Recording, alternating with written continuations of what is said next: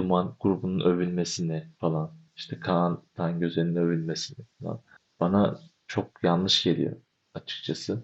Çünkü yani aramızda bir tane bile mi şiddet faili olmayan, doğru düzgün şarkı yapan bir insan yok yani falan oluyorum ben düşününce.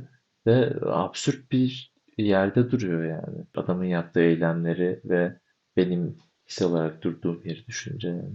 Kişisel olarak durduğun yerde Ve kadınları dövmemeliyiz bu arada. Hani bu konu bağlamında.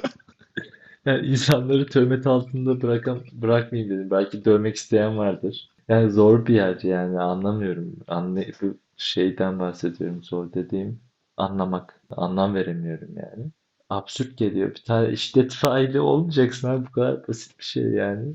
Bu çok zor bir şey değil bence arkadaşlar. Şiddet göstermeyebiliriz birbirimize. Böyle falan şey yapacağım artık. Buraya geldi konu.